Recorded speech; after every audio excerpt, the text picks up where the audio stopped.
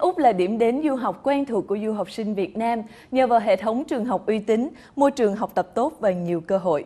Chính phủ Úc cũng đã và đang tạo điều kiện cho du học sinh Việt Nam với hy vọng đào tạo một thế hệ nhân tài, góp phần đóng góp vào sự phồn vinh của đất nước, góp phần vào nỗ lực ấy. Công ty tư vấn du học IDP với 45 năm kinh nghiệm trong việc tư vấn du học toàn cầu và 20 năm kinh nghiệm tại Việt Nam đã hỗ trợ hàng trăm ngàn du học sinh Việt Nam đến Úc và các nước nói tiếng Anh khác như Mỹ, Canada, Anh và New Zealand. Để tìm hiểu về dịch vụ tư vấn du học của IDP và những hỗ trợ của chính phủ Úc dành cho du học sinh Việt Nam, chúng tôi mời quý vị cùng gặp gỡ ông John McAnulty, Tổng lãnh sự Úc tại thành phố Hồ Chí Minh và ông Peter Burgess, Tổng giám đốc công ty tư vấn du học IDP Việt Nam. Good evening, gentlemen, and thank you for coming here today. Thank you. Pleasure to be here. Nice to meeting you. And the first questions I would give to Mr. Peter Burgess. So, what are the services that IDP providing to students who want to study overseas? Well, IDP provides a range of services for our students. Obviously, one of the core services we provide is around information, so information about institutions and about courses. We try to make sure that students find courses that suit their career and their life goals, suit their budget, and obviously courses that they're qualified for, academically qualified for. So course information and counselling is a very important part of our services.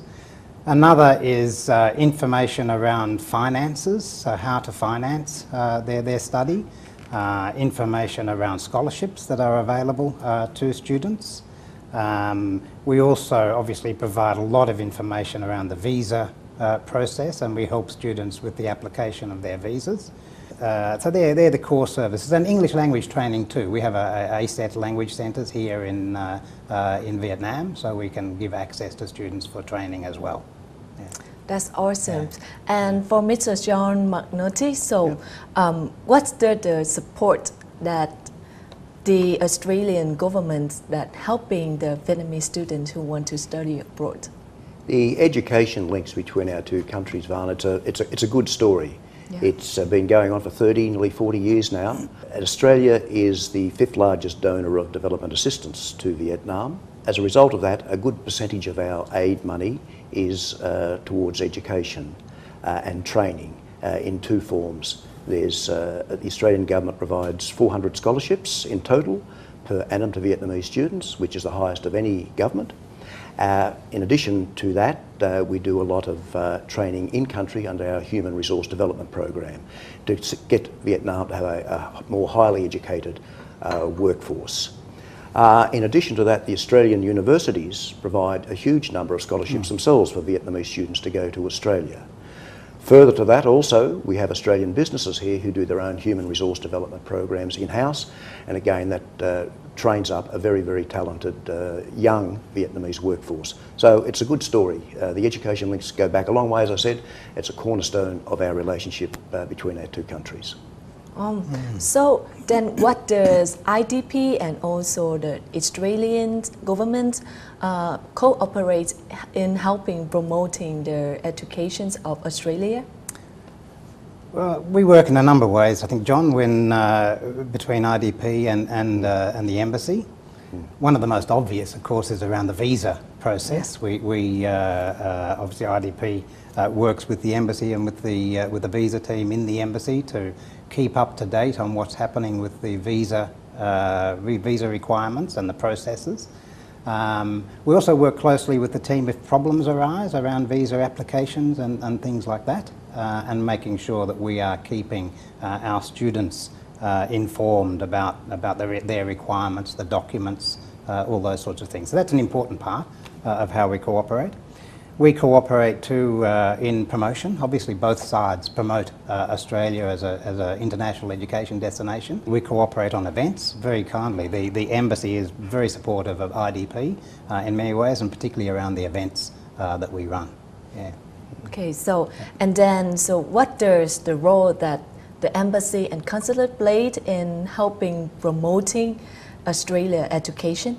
Our Australian Trade Commission here in Ho Chi Minh City also organises education fairs. Yes. And we can get up to 50 and 60 universities from Australia come to those fairs. In addition to that, we have the Australian universities, and many of the Vietnamese universities have a joint cooperation where they do the Australian courses from the universities in Australia are presented here in the universities in Vietnam. And in total there are 16,000 Vietnamese students studying the Australian curriculum in part or in full here in Vietnam, and that's being taught at 29 different institutions in the country. So again, there's a lot of cooperation with the universities and with IDP to promote education here in country. Yeah, and I see that if the student or the parents, if they want to study overseas, they normally see through the event or exhibitions, especially the institute exhibitions. Yes. So how does IDP doing in their activities? How did you guys invest in those activities? Events are a big part of what we do, obviously because they're large. As as John said, at least 50, 60, sometimes even more institutions are joining those events. Yeah. So organisation of them is a big task. And we run, IDP, we run 5 events each year throughout the year. So that is obviously a big part and an important part in getting information out to parents and students. And important too because it gives the parents and students the opportunity to actually meet representatives from the institutions that they're thinking. But it is only one part of what we're doing in terms of getting information to parents. As I said, there's the counselling service that we do within the office. We have many events in-house in the offices. Yeah. We have outreach programs to the schools and to the universities here in Vietnam. Yeah. And obviously we do a lot of work in terms of web and social media promotion. They would be the core sort of information sharing activities that we have. Yeah? So then, if all the consulate process is done and the student get visa when they get to overseas, so what does IDP still able to helping them when they are studying? Yeah, this is an important part too for us in what we do. It's important for us to keep the link with both the parents here and with the student when they're in Australia. So we do that. We have a lot of contact with students, obviously through email, through social media, through a whole range of things. We also, fortunately, we have offices in Australia. So we've got an office in each of the major cities in Australia, which can support students while they're there. You're giving a lot of supporting for the Vietnamese student who study overseas. And then, so what are your expectations for them? We would like, particularly the students who receive Australian government scholarships, we would like, and all students in general, we'd like them to return to Vietnam. They come back highly qualified, have a very good education, and we want them to become leaders here in Vietnam and help the development of Vietnam. We'd also suggest that when they do come back, that they join an alumni group, Vietnam Graduates of Australia Club, and part of that they can be acting as a bridge between Australia and Vietnam, or Vietnam and Australia.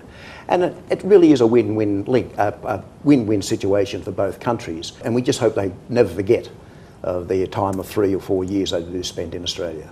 Yes. And enjoying their time in Australia, Yeah. great career when they get back, but also being happy, Yes. I think, happy with what they've done and with their futures. Yeah. And then, how about IDP? Does you give the services for the students who wants to study in other countries besides Australia? And yes. if so, what is the difference between the consulate process in that countries and Australia? So we do, yes. We provide services for students who want to go to the UK, to the US, Canada and New Zealand. So it's 5 countries altogether. As John pointed out, Australia is the biggest share by far of that total. The differences in the services from country to country, in a way, probably not a lot really in terms of the services that we provide. Yeah? So it's the basic services that I outlined earlier. But there is a lot of difference in the information that you're actually giving. So each country is quite different. Well, thank you so much for your information, and it's really helpful. And thank you for coming here. Quý vị thân mến, những thông tin vừa rồi cũng đã khép lại tạp chí Đầu tư giáo dục tuần này. Để tìm hiểu về dịch vụ tư vấn du học của IDP tại các nước nói tiếng Anh khác, chúng tôi mời quý vị cùng theo dõi tạp chí Đầu tư giáo dục trong những số sau. Để xem lại những chuyên mục trong tạp chí, quý vị có thể truy cập trang web của chúng tôi tại worldwideweb.fbnc.vn. Và tôi là Thúy Vân. Hẹn gặp lại quý vị trong những chương trình kỳ sau.